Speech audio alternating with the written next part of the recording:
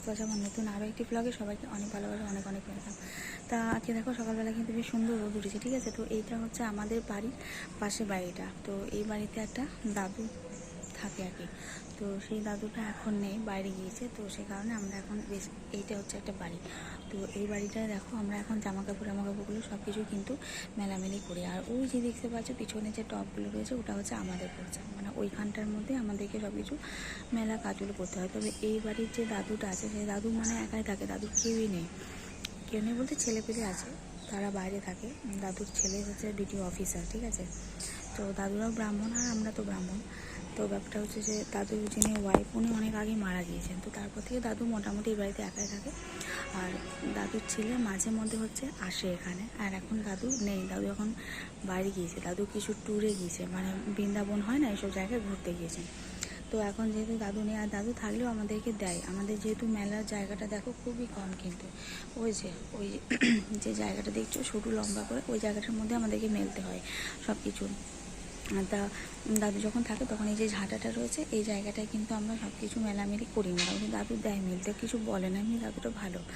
তো আমাদের একটু সুবিধা হয়। তো এখন যেহেতু দাদু নেই তো সেই কারণে এই যে পাঁচিরটা, এই ছোট্ট মধ্যে যে পাঁচিরটা রয়েছে এটা টপকালে এদের এই পাশটা আর ওদের ওই পাশটা, কিন্তু আমরা এই পাশটা টপকে এসে আমরা এখন বেশ কিছুদিন থেকে জামা কাপড় সব কিছু বদ্যি বিছানা এগুলো একটু দিচ্ছি। সেদিনকে দেখলে না যে আর এদিনকে এখানে ব্ল্যাঙ্কেটগুলো একটু রোদে দিয়েছিলাম, কারণ এখন শীতকালটা পেরিয়ে গেছে। আর আজকে ভাবছিলাম যে কিছু কিছু জিনিস দেবো। তো যাই হোক, আজকে ভিডিওটা আমি এখান থেকে বাইরে থেকে শুরু করলাম।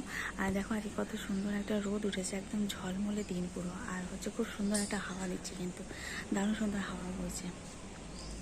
তো এরকম একটা পরিবেশ থাকলে কিন্তু বেশ ভালোই লাগে, মনটা খুব সুন্দর একটা খুশি খুশি একটা আমেজ লাগে। আর কিছুদিন পর তো বেশ কিছুটা করে রোদ উঠে যাবে, তখন কিন্তু আর সকাল 8টা 9টা বাজলে অনেকটা করেই রোদ থাকবে। তো চলো তাহলে ভিডিওটা তোমরা দেখতে থাকো। আর দেখি আজকে কী কী কাজ আছে না আছে সেগুলো এখন করবো, দেরি আছে। আর হচ্ছে এখানটা উঠোনটার মধ্যে জামা কাপড়গুলো লেপ ক্যাসে যেগুলো দেওয়া সেগুলো আগে দেবো, তারপর হচ্ছে জামা কাপড় তো সেই দুপুরের দিকে তখন দিই। তো চলো ভিডিওটা দেখো। এইদিকে দেখো ক্যারি পাতার গাছগুলোতে কিন্তু সমস্ত পাতা ঝরে গিয়েছিলো, তারপর আবার নতুন কিন্তু পাতা গজিয়ে উঠেছে।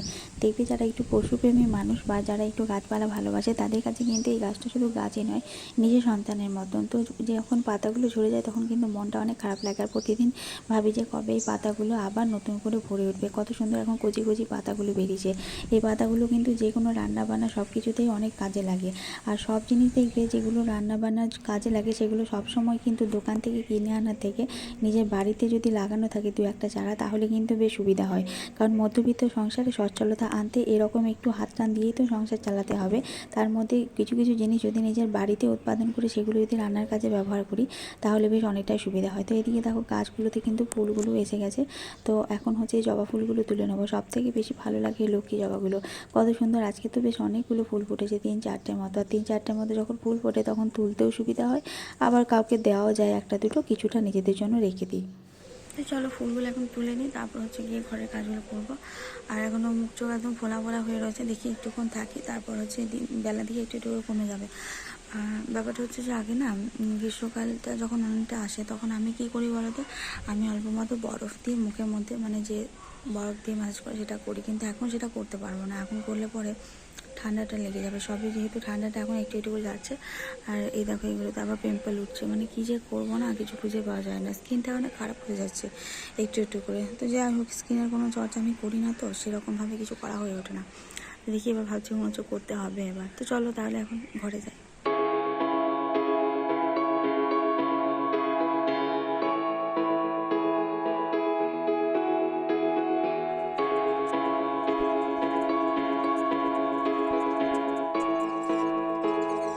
সকালে বাসি কাজ বলতে কিন্তু এই বিছানাটা তোলাই একটা বাসি কাজ। তাছাড়া কিন্তু ঘর মোছা ঝাড় দেওয়া সেগুলো আমরা প্রতিদিনই পরেই করি।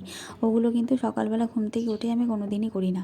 আর রাত্রে শোয়ার জন্য তো আলাদা একটা জামা কাপড় রেখেই দিই, যাতে ওটাকে চেঞ্জ করে নিই, তারপর হচ্ছে নতুন জামা একটা যে কোনো কিছু একটা পরে তারপর করি। আর এদিকে দেখো রান্নাঘরে আসলাম, তখন দেখলাম যে আজকে কাঁচা মটর আর আলু দিয়ে বেশ সুন্দর একটা ঘুগনি মতো করে হালকা পাতলা একটা তরকারি করা হলো। তো বাড়িতে কিছু পাউরুটিও ছিল, আগের দিনকে সন্ধ্যাবেলা নিয়েছিলাম, তো সেগুলো এখন সেঁকে নেবো। তো এই দুটো পাউরুটি আর এই এদিকে হচ্ছে ঘুগনি তো হচ্ছে, তো হয়তো ঘুগনি খাবো, আর যেদিনকে চা না খাই সেদিন হয়তো চা দিয়েও কিন্তু পাউরুটি খেয়ে নিই। তো চা পাউরুটি কারা কারা খাও তোমাদের মধ্যে? আমার তো চা পাউরুটি খেতে খুব ভালোই লাগে সকাল সকাল। হ্যাঁ, একটু অম্বলের ব্যাপার থাকে, তবে আমার অতটা অম্বল টম্বল হয় না, কিন্তু পাউরুটি আমি ছোটো থেকেই খুব ভালোবাসি। তো এদিকে দেখো তরকারিটা কিন্তু মনে হচ্ছে যেন একটু চেয়ে চেয়ে রয়েছে, তো সেই কারণে আলুগুলোকে একটু মতো ওপর থেকে মানে ম্যাশ করে দিলাম, যাতে একটু বেশ মেশা টাইপের হয়ে থাকলে না দেখতেও ভালো লাগে, খেতেও বেশ ভালো লাগে। 11টা, আর আজকে কী রান্না হবে না হবে কিছুই কিন্তু জানি না। তো যদিও এখন আমি সবজিগুলো কাটবো, তো চলো এখন হচ্ছে সবজিগুলো সব কিছু কেটে রেডি করে নিই, কারণ আজকে সকাল থেকে অনেকটাই দেরি হয়ে গেছে, সবজিপাতি কিছু কিন্তু কাটা নেই। তো চলো আজকে হবে পোস্ত হবে, আর কি হবে না হবে জানি না, তো মায়ের কাছে জিজ্ঞেস করে নিই, দিয়ে আমি এখন সবজিগুলোকে কেটে রেডি করি। আর মা তো তখন হচ্ছে স্নান করে আজকে পুজোটা ছাড়বে, আর আমার এখন খাওয়া দাওয়া কিন্তু কমপ্লিট হয়ে গেছে। ওই দুটো পাউরুটি দেখলে যেটা শেখলাম ওটাই খেয়েছি। তো চলো এখন সব কিছু একটু তাড়াতাড়ি করে নিই। এখন মাকে আর সব দিনকে হচ্ছে বাজারে পাঠায় না, আর এই আলু টালুগুলো তো আমাদের একবারই তুলে নিয়ে এসে রেখে দেওয়া হয়, প্রায় 2 কেজি 1.5 কেজি মতো করে আলু নিয়ে এসে রেখে দিলে অনেক দিনই চলে যায়। ওই যে বললাম না, একটু সচ্ছলতাভাবে চালানোর জন্য একটু হাত টিপে কিন্তু চালাতেই হয়। তো এদিকে দেখো লালতে শাক নেওয়া হয়েছে, আর এখন কিন্তু গরম পড়তে না পড়তেই গরমের সবজিগুলো প্রায় সবই উঠে গেছে। আর প্রথম যখন কোনো সবজি খাওয়া হয়, বিশেষ করে এই সজনে ডাঁটা, তারপর তোমার এই লালতে শাক, আমরা তো লালতে শাক বলি, আবার পাট শাকও বলি, তোমরা কি বলো আমাকে জানিও কিন্তু কমেন্টে। তো এগুলো কিন্তু এখন বেশ ভালোই লাগবে কচি কচি, আর যখন আর একটু মানে সচরাচর খাওয়া হয়ে যাবে অনেকবার, তখন দেখবে অতটা আরও কিন্তু ভালো লাগে না। তো আলুগুলো এখানে কেটে দিচ্ছি, মা হচ্ছে কিছু পোস্ত বানাবে, তো সেই জন্য ভাবলাম যে এগুলো কেটে ততক্ষণে রেডি করে দিই, আর মা হচ্ছে ওইদিকে অন্য একটা কাজ করছিল। তো সেই জন্য একেবারে জল নিয়ে নিয়েছি বাটির মধ্যে, তো বাটির মধ্যেই রেখে দেবো। এমনিতে আলু বেশিক্ষণ থাকলে কালো হয়ে যায়, তো সেই কারণে একটু জলের মধ্যে ফেলে রাখবো। যেহেতু আলুটা কাটার পর আমি হচ্ছে ওই লালতে শাকটা কাটবো, তো সেই কারণে জলের মধ্যেই দিয়ে দিলাম।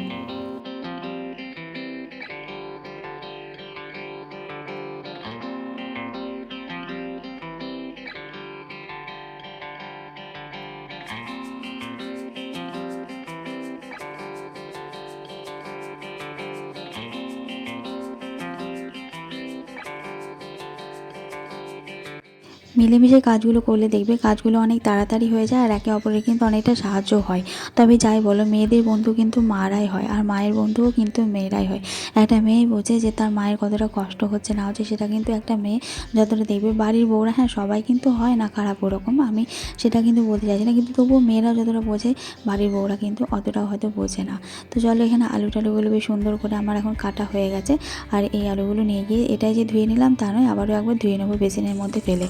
তো সবজিপাতি যাই করি না কেন, অনেকটা বেশ ভালো করে সুন্দর করে ধুয়ে কেটে রান্না করতে বেশি ভালো লাগে, কারণ নোংরা পাতি দেখলেও ভালো লাগে না। নোংরা পাতি জিনিসগুলো কিন্তু, যেহেতু এটা খাবার জিনিস, তো সেই খাবার জিনিস কিন্তু সবসময় পরিষ্কার করে রান্না করাটাই বেটার। আর এখানে দেখছো না অনেকগুলো আলু, তো এটা হচ্ছে আমাদের একার জন্য নয়, আমাদের তো 3 জন, আর ওদিকে মাসিকেও কিছুটা দিয়ে দেবো। তো সেই কারণে পোস্তর আলুটা বেশি করে করলাম, যাতে এক বেলাতে 2টো ঘরের মতন হয়ে যায়। শাকটা হচ্ছে বালতির মধ্যে জল দিয়ে ধুয়ে নিয়েছিলাম প্রথমেই, তারপরে তুলে নিয়ে একটু শুকিয়ে গেছিলো, তো সেই কারণে বেছে রেখে দিয়েছিলাম। তো এখন যেহেতু কেটেছি, তো সেই কারণে আরেকবার এই বাটির মধ্যে থেকে ধুয়ে নিলাম, কারণ শাকের মধ্যে বালি থাকলে কিন্তু সেটা খেতে একেবারেই ভালো হবে না। রান্নাটা হচ্ছে বসিয়ে দিলাম, একদিকে পোস্তটা বসিয়েছি, আর একদিকে হচ্ছে শাকটা আমি এখন রেখে দিয়েছি। শাকটা বসাইনি, ওটা একটু পরে বসিয়ে দেবো। এখন বাজে মোটামুটি 12টা, ঠিক আছে, তা 12টা বাজে। তো চলো এখন হচ্ছে আমি স্নানটা করবো। আজকে শরীরটা একদমই ভালো লাগছে না, কেমন একটা ঘুম ঘুম যেন পাচ্ছে। কালকে না কি হয়েছে, আর এখন জানো তো অনেকটা রাত পর্যন্ত মানে জেগে থাকা তো হচ্ছে, সব থেকে বড়ো কথা যে ফ্যানটা চালাচ্ছি না, ফ্যান চালালেই ঠান্ডা লেগে যাবে, ফ্যান না চালালে কিন্তু গরম লাগছে, ঘুম আসছে না। আর বিশেষ করে পিম্পলসের কারণে না আমার খুব কষ্ট হচ্ছে। দেখো এই জায়গাগুলোতে এখনও পর্যন্ত পিম্পলস কিন্তু উঠেই চলেছে, আর এগুলোতে প্রচণ্ড পরিমাণে ব্যথা আছে, যার জন্য না একটু কেমন কেমন যেন একটা লাগছে। তো চলো স্নানটা করে আসি, স্নানটা করে নিলে হয়তো একটু ভালো লাগবে। আর জিভের ভিতরটা এই সাইডগুলোতে একটু ঘা বেরিয়েছে, যার জন্য খাবার খেতেও খুব কষ্ট হচ্ছে। তো চলো এখন পোস্তটা বসিয়ে দিচ্ছি, ওটা সেদ্ধ হয়ে যাক, আর এখন ততক্ষণ আমি স্নানটা করে চলে আসি। পোস্তর আলুগুলো সব কিছু সেদ্ধ হয়ে উঠেছে, আর এখন আমি হচ্ছে পোস্তটাকে বেটে নিয়েছি, আর এখন পোস্তটা দিয়ে আর একটু মতো জাস্ট ফুটিয়ে নেবো, জলই রাখবো। পোস্তটা দিয়ে দিলাম, আর চলো এখন সব হয়ে গেলে এবার হচ্ছে শাকটা বসিয়ে দেবো। আজকে হবে লালতে শাক, তো সেই জন্য জলটা বসিয়ে দেবো এখন, আর এই পোস্তটার মধ্যে দিয়ে একটু মতন ফুটে উঠলে ব্যাস নামিয়ে দেবো।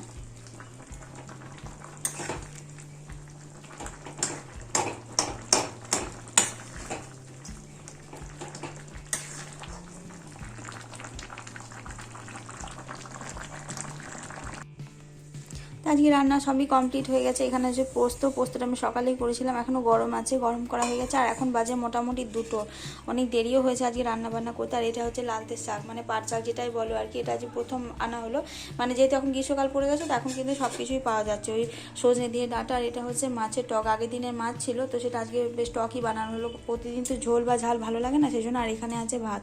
তো চলো, আর কিছু রান্নাবান্না হবে না। আর এটার মধ্যে আমি টকটা ঢেলে নেবো, টকটা হয়ে গেলে জাস্ট বন্ধ করে দেবো শুধু। এই যে এখন রান্নাটা কমপ্লিট হয়ে গেল, মানে কিন্তু সারা দিনের একবেলার মতন কি সমস্ত কাজই কিন্তু কমপ্লিট। আর কিন্তু দেখবে ওই বেলা বিকালের দিকে কিন্তু এতটাও কাজ থাকে না, সকালের দিকে যতটা না কাজ থাকে।